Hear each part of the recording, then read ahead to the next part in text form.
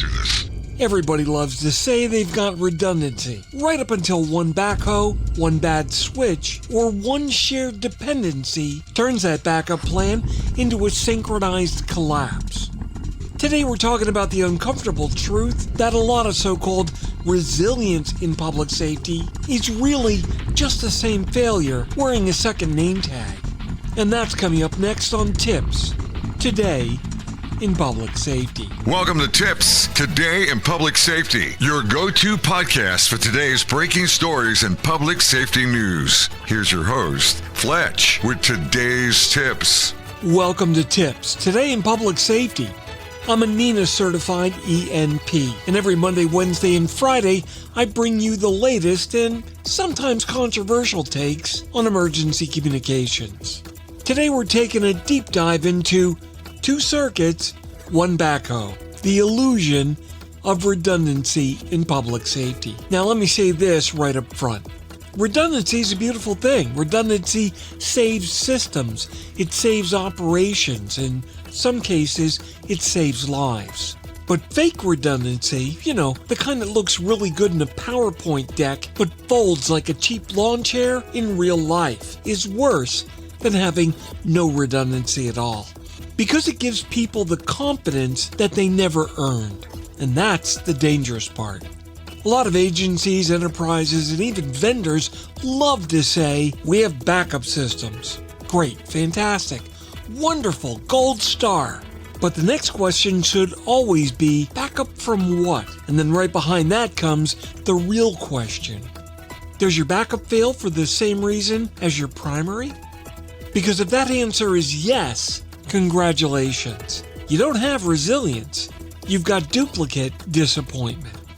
Let's start with the classic environment, 2 circuits. Now this is one of my favorites because it sounds so strong in meetings. We've got primary connectivity and secondary connectivity. We've got diverse routing. We've got multiple paths. And then everybody nods and everybody feels better. Somebody updates a spreadsheet and somebody else puts high availability in big bold letters on a slide deck and calls it a day. Then, somewhere in the future, a contractor with a backhoe in some obscure parking lot in, Kansas, slices open one conduit and suddenly both circuits vanish at exactly the same time, like they were soulmates. Why? Because these 2 independent paths were not really independent. They may have been billed separately. They may have even shown up as different services on paper. But somewhere out in the real world, they were sharing the same trench, the same pole line, the same manhole, or the same entrance facility. And that's not diversity. That's just twins wearing different hats. Now trust me, this is not just a telecom issue. A lot of industries, public safety included, have a bad habit of mistaking duplication for separation. They buy 2 of something and assume they've solved the problem. 2 routers, 2 carriers, 2 servers, 2 power feeds, 2 people on a team. But if those 2 things still depend on one single choke point, you haven't reduced risk. You simply made the failure harder to spot. Now let's move up to the cloud because it gets even more fun there. Now I know, the cloud's magical. It floats above us all untouched by earthly concerns. It's protected by buzzwords and quarterly earnings calls. Except it's not. Sure, cloud architecture can absolutely improve resilience, but only if people design it correctly. If your failover environment depends on the same identity provider, the same DNS service, the same management console, the same configuration template, or the same human team making the same mistake in both places, guess what? Your cloud backup may be every bit as fragile as the thing that it's backing up. You really didn't eliminate the single point of failure. You just gave it a passport and a more expensive invoice. And then there's backup power.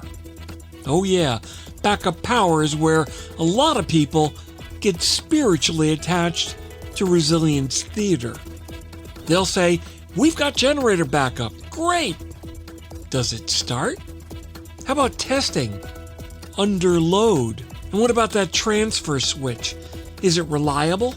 And don't forget your fuel contract. Does it ensure your priority when everyone else needs fuel in the same emergency?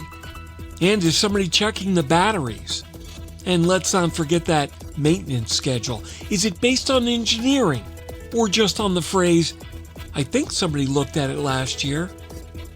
Because owning a generator isn't the same thing as surviving on generator power. Trust me, I've got one. And on one test, it didn't start.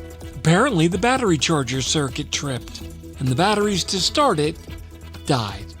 I've seen organizations talk about resilience like it's a decorative feature, like it's crown molding. No, resilience is a discipline. It's got to be challenged. It has to be tested. In fact, it's got to be attacked by scenario planning, by failure drills, by ugly questions nobody wants to hear in the budget meeting. But this is where the truth comes out. Now here's where public safety gets hit especially hard, because a lot of their systems are deeply interconnected. Calls, location, mapping, CAD, logging, text, analytics, cloud services, identity, remote administration, cybersecurity tools, carrier networks, PSAP interconnects. It's a giant web of interdependencies, which really comes down to meaning a failure in one place may not look dramatic at first. It may not even look like an outage. It might just look like a delay. It might look like missing data. It might look like a transfer that technically completed but arrived with none of the context. It might look like a map that loads but with stale or broken layers. And it might look like a backup answering point that receives the call but can't do anything useful with it. You see, that's the sneaky part. The system has not fully died, so everybody assumes it's fine. But operationally, it's bleeding out on the floor. Let me put it another way. If your primary and backup both rely on the same GIS data, then your failover plan is basically, well, when this breaks, we'll continue breaking at a secondary location. That's not continuity. That's synchronized failure. And let's not forget the human side, because that is where the most creative self-deception happens. Some agencies think they've got staffing redundancy because more than one person knows how to do the thing. But in reality, only one person really understands important things like the routing logic, the carrier escalation, the firewall quirks, the vendor contacts, that weird patching sequence, and that one mystery process everybody's afraid to touch because Steve used to handle that. And that's not institutional resilience. That's a hostage situation with documentation problems. If your resilience plan depends on one person answering their phone while on vacation or at dinner or halfway through a doctor's appointment, your system is not redundant. It's just emotionally supported by Greg. And Greg deserves better. Real resilience means diversity of path, diversity of provider whenever possible, diversity of design, diversity of power, diversity of knowledge, and maybe most importantly, diversity of failure modes. What the hell does that mean? It means the backup shouldn't break for the same exact reason that the primary did. That's the whole game. Because when the bad day comes, and trust me, it always does, nobody cares about how pretty your architecture diagram looked at the meeting. Nobody cares that the procurement sheet had green checkboxes all over it. Nobody cares the vendor said the word resilient 17 times in just one meeting. What matters is whether the service kept working when something really went wrong. Reality check. Here's your reality check. Public safety doesn't get to measure uptime by optimism. You can't dispatch confidence. You can't transfer a slide deck. You can't tell a caller, well, redundancy looks really solid in the grant application. A resilient system is not just the one that has extra parts.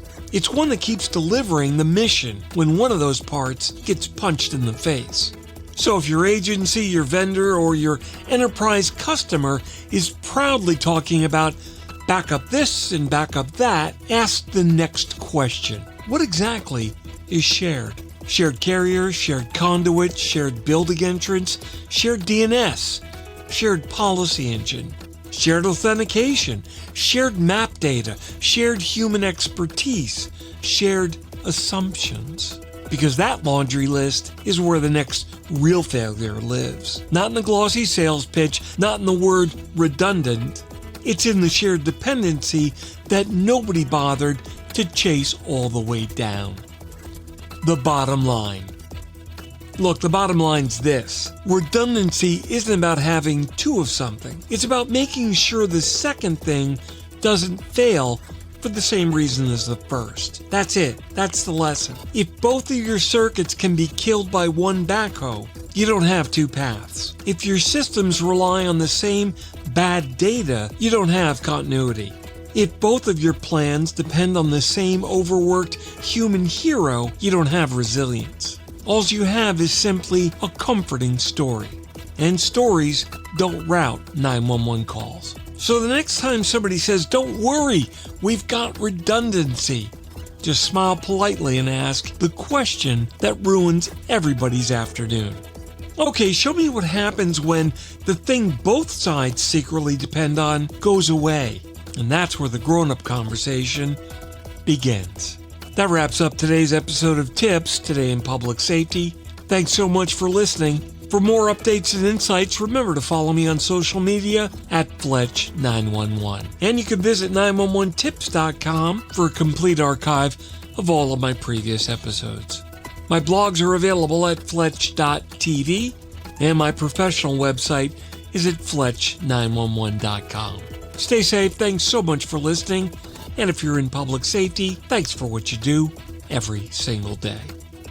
We'll catch you next time. You've been listening to TiPS, Today in Public Safety, your go-to podcast for today's breaking stories and public safety news. Hosted by Fletch and available every Monday, Wednesday, and Friday. Catch past episodes on 911tips.com. Be sure to like and subscribe, and remember to join us each week for the latest on NG911.